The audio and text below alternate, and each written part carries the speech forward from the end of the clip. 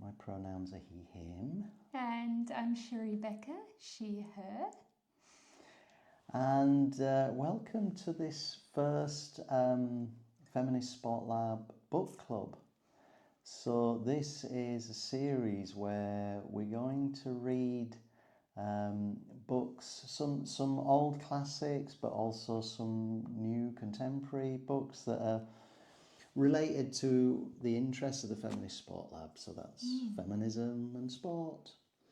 And Sheree, do you want to say what we're Sure. starting with? So, today, our first book of this book club series is a real classic from someone who is often called the first feminist, Mary Wollstonecraft. And we're starting with her Vindication of the Rights of Women. So, this is a book from 1792, and I think nowadays it's often seen as maybe something that's a little bit outdated, and you might ask yourself, what has this got to do with sport? And so I think that's what we want to talk about a little bit today. That's right, yeah. So it is a classic. So when I was a student last century, I had to read this in my first year. So it's a long, long time ago. And I think because I was a student, I probably didn't read it cover to cover. Yeah. You just dip into the bits that you need. So this was an opportunity. I felt we definitely had to have read this book. And Sheree, what did you think of this? You see, my background's in philosophy. I've read a lot of stuff like this, but your background more in sport. What did you think of reading such an old book? Yeah, well, it's really interesting for me because this was my first time reading Wollstonecraft, even though this is a feminist text and I'm really interested in feminist work. It was my first time reading this. And it did take me a little bit of time just to get my eye in for the style of writing. Yes. But once I did, I found that she was extremely contemporary, or her writing is still very contemporary. It's very clear. It's also very direct, which is something that I'm not used to anymore, I think, writing. What do you mean by direct? Well, I think she often says things that, or writes in a way that she's very happy to put her thoughts on paper in quite a colloquial way that we don't see anymore, I think. Especially when she is talking to some of the writers of her day or talking to their work. Yeah. Yeah. I see what you mean there. It was, you kind of expect when you hear about these old classics, and if you've read some old authors, I know, like Jane Austen, Charles Dickens, you kind of expect it to be very kind of subtle and indirect. That's right. But actually, once you get into the style, you can see that she's saying things quite bluntly. She's saying a lot of challenging Very things. challenging things that I was surprised by. Yeah, so even to a contemporary audience in 2024, I think this is a challenging book. Now, I agree with what you said, like it's sometimes seen as a bit old-fashioned, and I know there are some things she says, especially about women's role as mothers and feeding their babies, which I know some contemporary feminists think is a bit old-fashioned. Yeah. And her work sometimes sort of gets a little bit dismissed as a kind of liberal feminism. Yeah, and we should be clear that I think nowadays when people think of this book in particular, I think it's often cast as a book about education and about her thoughts on what education should look like. And yes, this book is about that. But in our reading of it, and I'd be curious to hear your thoughts, we think she says so much more than that, and we can apply her thinking to so much more than education alone. Yeah, and I should say what we're going to do with all these books, we're going to really focus on the primary text. Yes. And also we're going to offer you our impressions and our thoughts on it. So it might not always be what a standard guidebook would tell you about it. So for instance, I did look at some standard guidebooks. So Sandrine Bergès got this guidebook to Wollstonecraft's Vindication. There's some other books we read. There's this source book by Adriana Krakian, I think that's how it's pronounced. But we only looked at those after we'd read the primary text and formed our own opinions. And actually, what the opinion that we formed and we discussed and talked about, we realised that we are approaching these texts with particular purposes. So we're interested in any issues related to women's sport, athleticism, physicality, and so we've got a particular lens that we're looking at the book. But having said that, I was quite pleased when I looked at some of those secondary sources that it was consistent with it. So I don't think we've read it in some kind of completely eccentric way. No, but I think it is important to say that we read it through this lens of feminism and physicality, because we think there is amazing stuff out there that gives you a kind of standard interpretation or guide to her work. And we're interested in reading her and other feminists through this kind of sport, physicality, feminist lens. So yeah, and just to reiterate what you said there, so it is primarily sort of considered a book about rights, but as Sandrine Bergès says in her guidebook, it's presented as that. It's called The Vindication of the Rights of Woman, but it is primarily about education. And I think Sandrine says the actual stuff on rights was going to be in the later, some of the later books. That's right. That probably Mary Wollstonecraft didn't get to write because she died so young. So should we jump into some of the key themes? Let's jump in, yeah, of the because book? and I think an interesting question to ask. Yeah. So I'll ask this to you, Sheree, is given that we're the feminist sport lab and we're interested in how feminism relates to sport, we could well ask, what on earth has this book got to do with sport? Yeah. Well, I actually think that was my question when we first decided on this reading project is, well, what does A Vindication of the Rights of Women and this book that is about education, what does that have to do with sport? And I think we actually found a huge amount in this book, surprisingly, a surprising amount of Mary's thoughts around physicality in particular. And so that's what really surprised me, is how much she talks about the ways in which women are subjugated, not only in terms of mental capacity, but really physical capacity too. And that really excited me because I wasn't sure we were going to find that. I've never heard that about Mary Wollstonecraft's work. Yeah, because I think there is a kind of standard reading. And I think a lot of people who read the whole book will come out with it with thinking there's a particular argument that she's putting across. Yeah. And that argument would be along the lines of girls should be given the same education as boys, that girls have got just as much mental capacity as boys. Yeah, the classic feminist. Yes. One of the first feminist fights was that kind of mental intellectual capacity that women's brains are not smaller than men's brains and less capable. So she's arguing that quite an important part of the argument, I think, is against the idea that the virtues should be gendered, so that there are some things that are good for girls and some things that are good for boys. So boys are encouraged to be ruthless, ambitious, whereas virtues for women were to be delicate and fragile and meek, chaste, mothers, caring, and so on. Right. And her argument basically is saying that virtue is not gendered, and what's a good thing for a person to be. It's the same whether you're a woman or a man. So she's seen how education and the whole of society has been set up to create this difference between men and women. Yeah. So the equality that she's kind of arguing for, it isn't just equality in sort of like having the same rights. I think it is, she wants equality as in she doesn't see why boys and girls, men and women should be so different. Yes.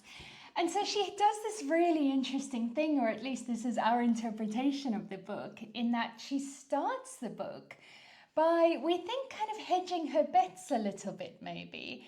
And she starts the book by conceding that, yes, men are bigger and stronger than women. So we have a quote about that, I think. So again, this is the sort of thing we were looking for as we were reading it. We were looking for anything she says about women's bodies, about physicality, about strength. So these are the bits that we think are often overlooked, but yeah, it seems that she's doing something quite clever and subtle. So she starts with a concession that... Concession, that's the word. Naturally, she says, of course, everybody knows naturally men are stronger than women. They're bigger and stronger. So I've got a quotation here. So, maybe this is a good point to say. We're using the Oxford World Classics edition. It's only $9.99, and it's actually got three main sort of philosophical works in it: Vindication of the Rights of Men, Vindication of the Rights of Woman, and then a book on the French Revolution. That's right. So here's a quote. This page 72 of this edition. She says, "In the government of the physical world, it is observable that the female in point of strength is, in general, inferior to the male. This is the law of nature, and it does not appear to be suspended or abrogated in favour of woman. A degree of physical superiority cannot therefore be denied." Wow. Now, it's a beautifully written statement, but she's kind of stating there that which would be like the commonly accepted view. Everybody's going to think, yeah, of course. And I think even now that's a very commonly accepted view. It's a very stubbornly commonly accepted view. Yeah, I think everybody, and certainly in a lot of contemporary sports research, as we've seen, this remains absolutely enshrined in that research. And so what I think she's kind of saying there, which again is the thing a lot of people would agree with, it is this idea that it's just natural that men are bigger, stronger, faster than women. I also think it's a kind of very central thesis of patriarchy, isn't it? Definitely. It's like, what if you're thinking, well, what would justify patriarchy, like the men being in charge, is, well, there's kind of naturally the stronger ones. So in ancient prehistoric times, they had to be protectors of the family, and then the whole hunter-gatherer trope.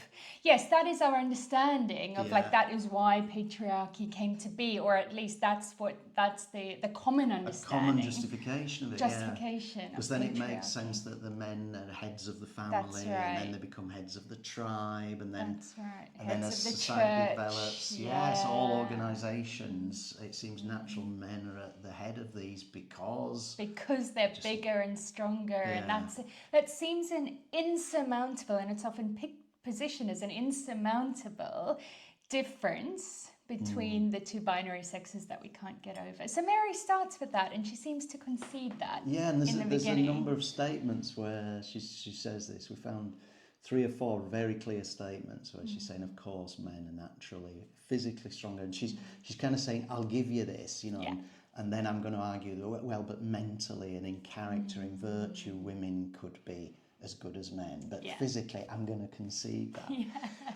But then we found things were not quite so straightforward, were they? So she, having said that, and I think it's important here to point out, in 1792, she knew that most of her readers would be men. Oh, absolutely. Most writers, most readers, people with access to this kind of work would be men of a certain class with these views, I think. That's right. But then, as the book goes on, because she says that right at the start of it, but then as you go on, she starts to just chip away at this idea. So here's a kind of intermediate. She's on her way to this change, I think. So she says, at one point, page 121, that woman is naturally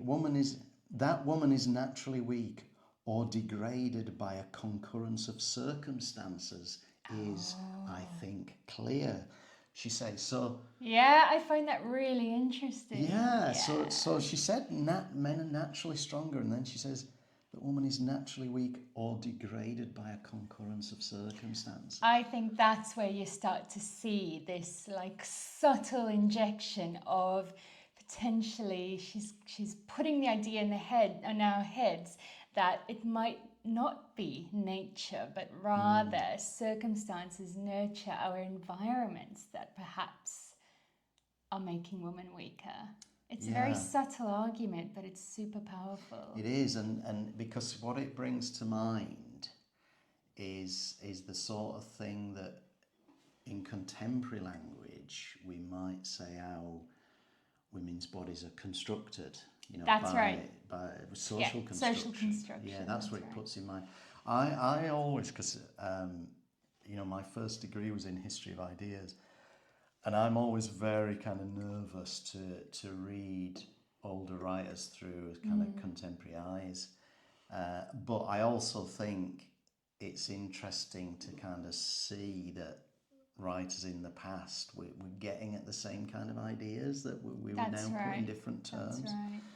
So I that's why I'd be reluctant to say straight out she's a social constructivist.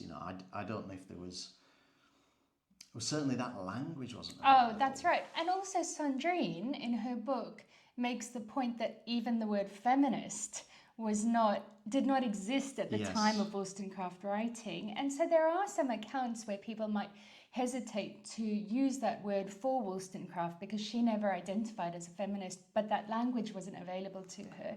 Yeah. And I think there is an important argument to make to say that we can reclaim and use these words and these are very useful, more contemporary concepts that help us to articulate, I think, some of the stuff that Mary said in today's language for today's audience. Yeah. So that quote I just gave, it's just one very small passage, so the reader might think, okay, that's not saying a lot, is it? But elsewhere in the book, we find that she really does push this idea. So she started by talking about what was natural, but then she goes on to make it clear that women's bodies can certainly be stronger than they currently are under current arrangements, because she saw how girls and women were dissuaded from physical activity. That's right. And very interestingly to me, she actually writes about how young girls and young boys are treated very differently from an early age.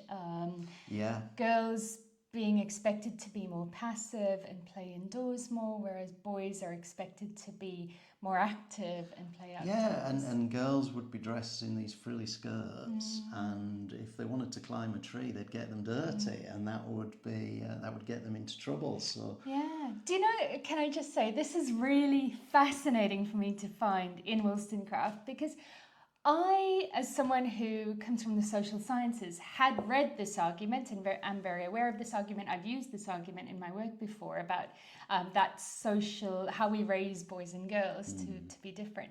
But I thought that was a much more contemporary idea. Most people will know Iris Marion Young's essay, Throw Like a Girl, and I had thought that this was quite a new idea. And actually to read Mary say that over a few pages in this book, again with that clarity and that almost bluntness, articulate that was amazing for me to find, because it does show how Mary is still so useful to us today, and shows how these feminist battles, persist. Yeah, okay, so I've got some quotations that illustrate what you're saying there. So, first of all, so she says, page 73, I wish to persuade women to endeavour to acquire strength both of mind and body. Okay, so she started by saying naturally men are stronger than women, but even that statement, she's saying endeavour to acquire. So she's accepting that the strength of your body isn't something that's fixed. She clearly thinks through exercise, through lifestyle, you It's can be something you stronger. can You make yourself build, stronger. And of yeah. course, everybody knows that. But that doesn't happen. Why doesn't it happen? So she says, page 75, their, she means women, their apparent inferiority with respect to bodily strength must render them in some degree dependent on men in the various relations of life. That's right. So there's another quote, I won't give it, but she clearly thinks that there's a reason why this weakness has been constructed in women's bodies to make them dependent on men. That's right. She says that patriarchy requires a class of people who can be subjugated by men so that that whole system can be upheld. Yes. Men require this class of people, which is women, to be subjected so that they can be dependent, and that's what creates men and women, really. Although this term patriarchy, of course, that's another term that she wouldn't have used.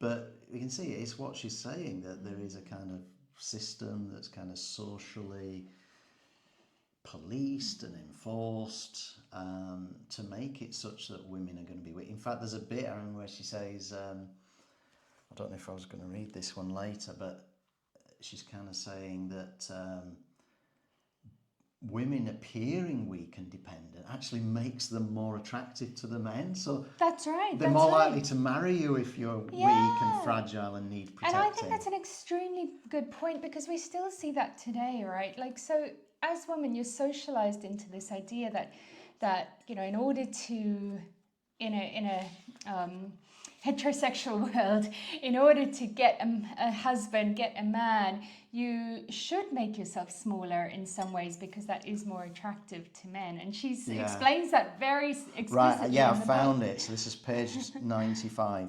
Nature has given nature, but of course, what does she mean there? Nature has given woman a weaker frame than man, but to ensure her husband's affections, must a wife condescend to use art and feign a sickly delicacy in order to secure her husband's affection? Weakness may excite tenderness and gratify the arrogant pride of man.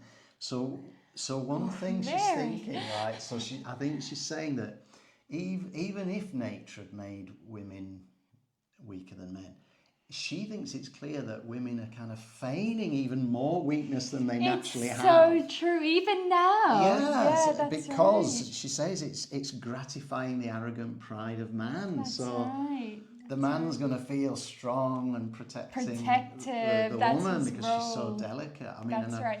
And she says this thing about women feigning. I love that word because it's so true. Every woman will know that we often make ourselves smaller and put ourselves down. You know, we know that men don't like us to be out earning them or to be more successful than them. So often women will make themselves smaller. Yeah. And I'm not judging those women. That's the patriarchal world that we live in. We all have to do what we do. Yeah. And can I briefly just say about patriarchy? I think it's really important to say for us that for us, patriarchy is this bigger system of oppression that we think harms everybody, not just women. Patriarchy is a system that is harmful to men and women, because for men as well, as we've just been talking about, men have to be strong, they have to be protective, they can't be vulnerable and soft, and we know that that's harmful for men as well. And of course, within that, patriarchy is very much tied to this binary, so not recognizing the expansiveness of gender.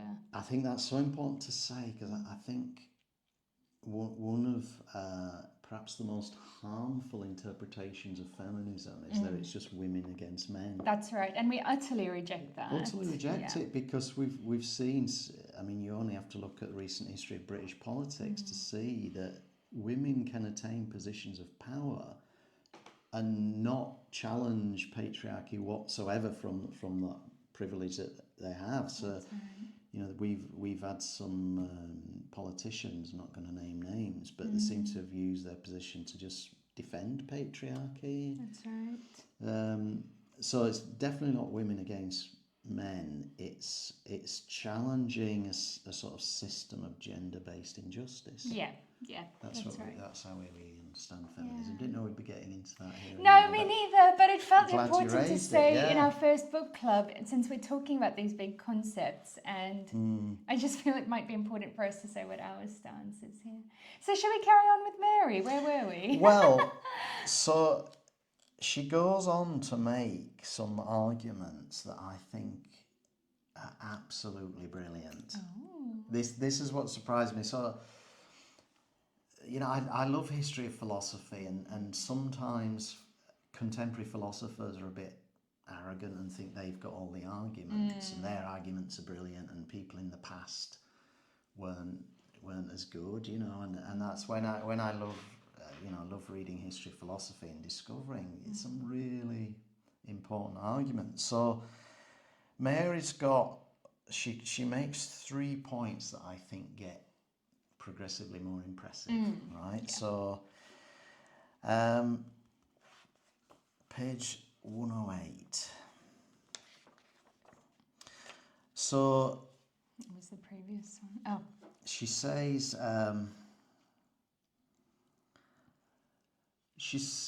so even if men were naturally stronger than women, why do we have to arrange society so that it kind of only increases that difference, you know? So if there is a difference, why not set all your arrangements up so that it reduces that difference? So she says, but should it be proved that woman is naturally weaker than man, whence does it follow that it is natural for her to labour to become still weaker than nature intended her to be? This is what I mean by her directness. It's so interesting. But yeah, that is such a good point for me, is this idea that, like, okay, if women are the weaker class, why does everything in our society, the way that we set up our society, the way that we ask her to be and to act, make her even smaller with every step? So what are some examples of this, maybe? Well, like, again, it's like girls are discouraged from taking exercise. So Mary does seem to sort of suggest in several places women should be taking exercise. There's a bit where she talks about just going out for a walk. Oh, she finds that very important. The girls are encouraged to just take these small steps in a confined space. So she can see that women are clearly not as strong as they could be, and why try to make women weaker, you know? That's right. So why enshrine that difference? Clearly women are not as strong as they could be. Can I add a very recent example of this to show that this is still the case? So I'm going to have to find this, and I'll link it below when I find it, because I can't remember where it comes from. But I recently saw a very interesting analysis of when girls and boys go out for PE at school, or not PE, for just break time at school. Yeah.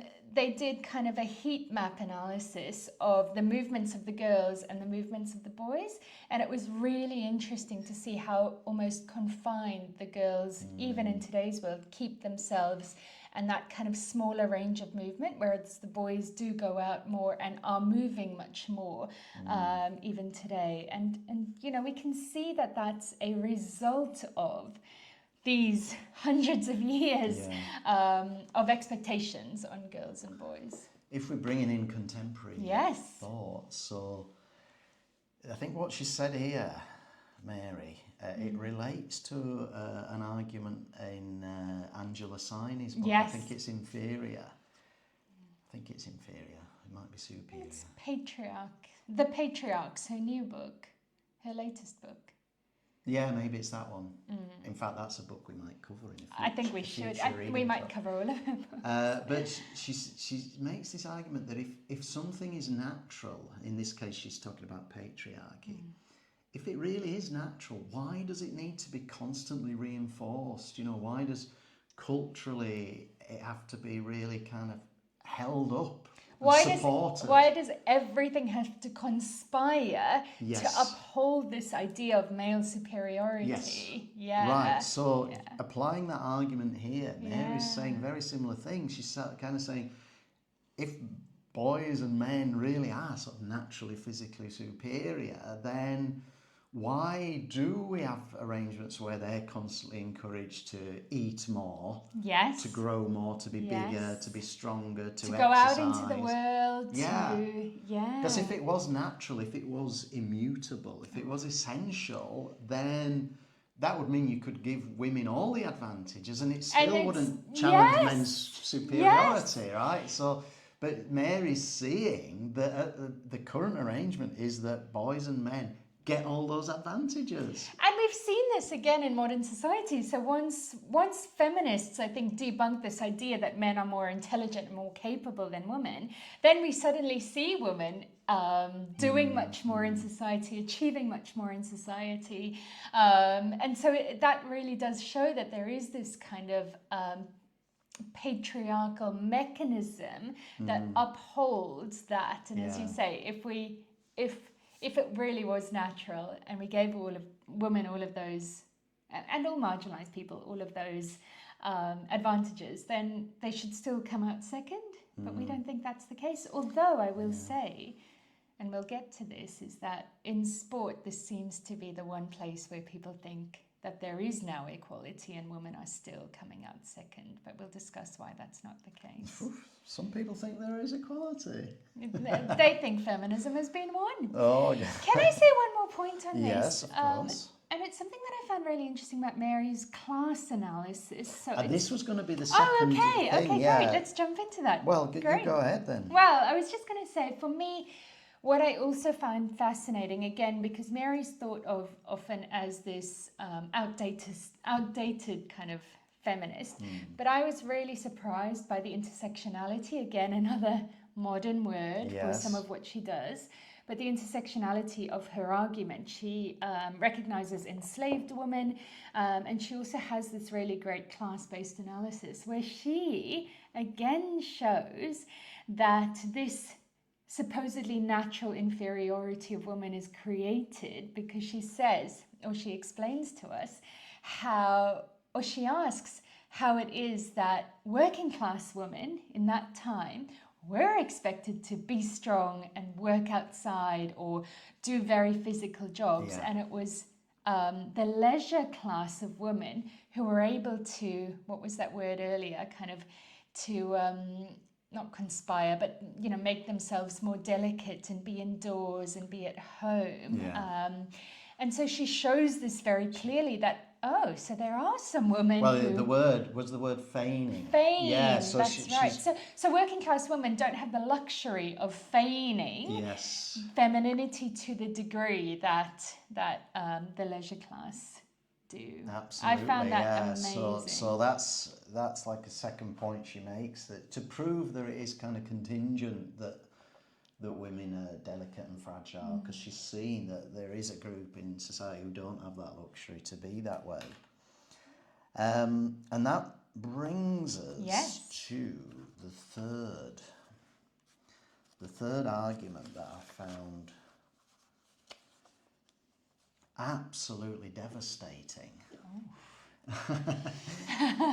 This is the one that really impressed me. So she said, well, women clearly can be stronger than they are. She's then said there is a group of women who have to do physical labour and they become strong and robust. But despite all that, you might say, well, okay, so women can become stronger than they are, but they would still never be the physical equals of men. You could think that. Okay, so, and what she's argued so far, you'd have to say, okay, yes, it still allows that under genuinely equal circumstances, maybe men would still come out as superior, so that shows that it is natural. But then page 104, we found this. It cannot be demonstrated that woman is essentially inferior to man because she has always been subjugated. Right? incredibly powerful. I think that's so powerful, yeah. So we're here making these assessments as comparing men and women, saying men are physically stronger than women, men are physically stronger than women, but how could we say that that's all natural? She's seen that most societies are ones where women are subjugated, where women always been never get those opportunities, never get the same kind of encouragement, expectation. And she's showing how this is intergenerational over many, many years. And so it's kind of that, she's showing that inevitability of, if you always have an oppressed class, of course they're going to be quote unquote lesser than the oppressive class. Yes. And so by the time she's reached that point, you can see how completely contradictory it is of her opening statement. Yeah. That of course men are physically... Oh yeah, that's right. By the time you get to the end of it, you can really see she's totally turned it around. How she's done this subtle switch, but by the end is actually not subtle at all. We think it's quite so we talked about this, powerful. What's going on, because she's kind of said one thing, A, and she's now said the direct opposite, not A. So there's a contradiction there. So how can you reconcile this? And we sort of honestly came to think that it's a kind of rhetorical device in Wollstonecraft, that she doesn't want to put off these male readers. So she starts by conceding the obvious common sense view. She then erodes that view bit by bit. And then we get to the point like when the penny drops. Well, no, you can never say men are naturally physically stronger than women, because we've never seen what they were in naturally, under genuinely equal conditions. They've never existed. So all your experience is experience of women's subjugation. Because women have always lived, everyone has always lived under patriarchy, so there is no world in which we've had that opportunity. And so for me, that comes back to this sporting example. I think in sport, I often hear that people kind of think equality has been achieved in many ways. Like women now have all the opportunities that men have. But what we know and what our argument is that we still live in a patriarchal world, and there are so many ways, social ways, in which women are still not equal to men in the sporting world. So this can be via funding, this can be via opportunities, this is via, as we said before, since little girls, women are treated differently. And so all of that adds up to not only maybe a particular moment in a sporting career where there is seemingly equal opportunity, but that whole sporting system is unequal. So how can we say that women are not going to potentially have the same outcomes as men if men have always been offered and given the advantages that women don't have? Because sport, like anything else in this world, sport isn't sort of completely isolated, So even if, and I don't believe this is yet achieved, but even if you had complete equality within sport, the fact is that sport is situated within a patriarchal world. So there's all those influences.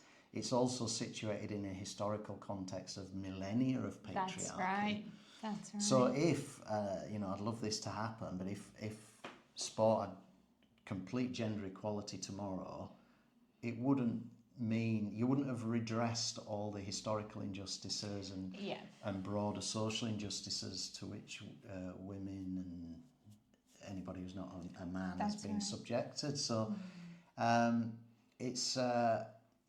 we're certainly not in a post-feminist situation in the world of sport. Definitely not. And we definitely feel that if we wanted to get there, there is that redress that needs to happen, and that is a lot of work. And we don't think that can happen tomorrow. Yeah. And so we've said at the start, so there's not something sort of directly on sport in this book, because it's 1792 and I think we have to recognise that sport is a kind of relatively modern phenomenon. Yes.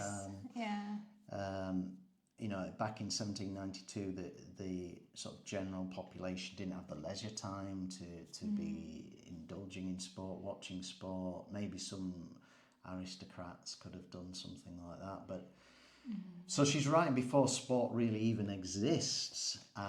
However, because we were looking quite closely, there is one space where she says something that I think is quite relevant to it.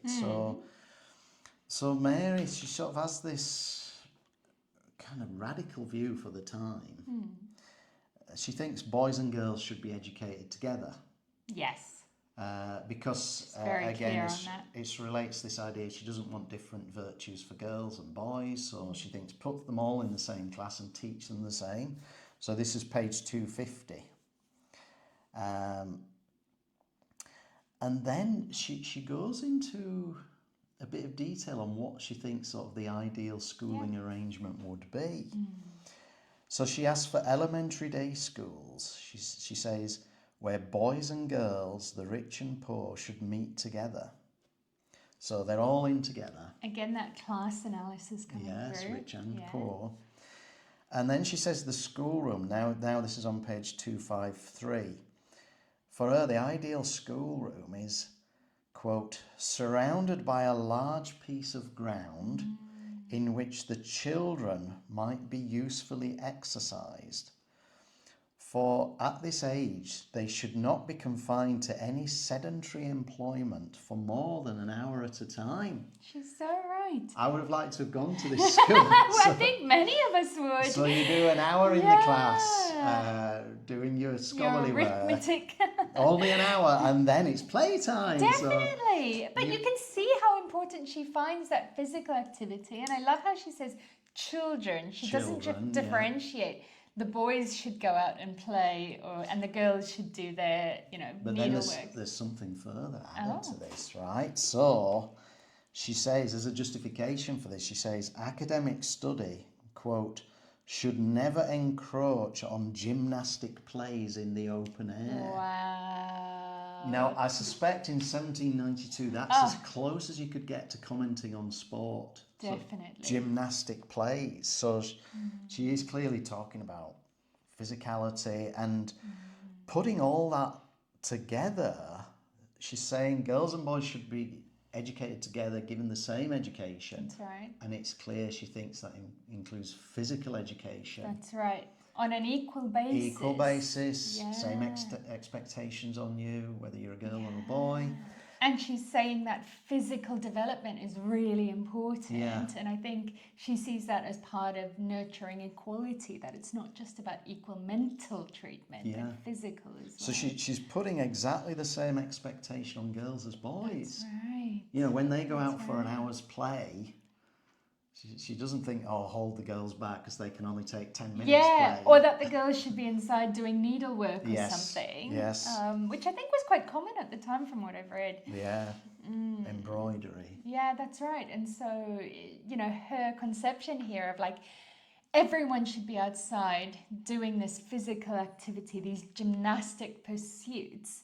I think that even that is still a very radical idea today, because I think PE is often segregated Definitely. nowadays. Well, it and was we know when I that, went to school. yeah, me too. And we also know that sports are still massively segregated at schools. So, boys often play football, soccer, and girls are playing netball. Yeah. And maybe we'll talk a lot about that in a future video.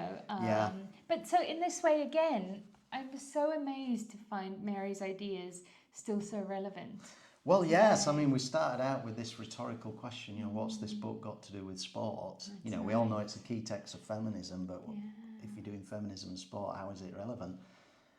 I would say absolutely it's relevant. I mean, because it's got all these key arguments, and these are arguments or battles that have still not been won. No, definitely not. In fact, they've been completely ignored, we think, in feminist thinking or in the feminist battle for equality. because those ideas about men and women being different Yeah. are still very much the water that we swim in. Yeah, and we even see sort of some contemporary literature on women in sport often presenting itself as feminist. And, Yes. and one reason we're very keen to read some of the great feminist works is to get to the bottom of what really is the genuine feminist take on this, you know, to understanding women's bodies. So here's a really good example is, you know, recently we've been seeing calls for, in soccer, football, that women should potentially have smaller pitches, smaller balls, smaller goals, because they're smaller, and that would be equality. And hopefully through this discussion today about Mary, people will start to see maybe what our view is that would not be genuine equality, and that is another way in which we might keep women small, and might be an example of my favourite line in Wollstonecraft, in which she talks about the insolent condescension of protectorship. And I think that's extremely powerful. Definitely, there's a lot of protective language around women in sport, and Mary kind of sees through this straight away. She sees it as patronising, that it's really hardwiring in these lower expectations that women have got to be protected, you know, and we've seen that through the history of sport. Like, women were too delicate to play football, they were physiologically incapable, that they couldn't run marathons and so on, and all these myths have been broken down, but there's still many that persist now and still yet to be broken down. So I think we should end on that note. Right, yes. And so I want to say, if any of you have any thoughts about this discussion or about Mary, so the rights of women, or any of her other work, or what we've discussed today, please leave a comment down below. And if there are any books that you would love us to read and to discuss, also let us know about that. And we look forward to continuing this conversation.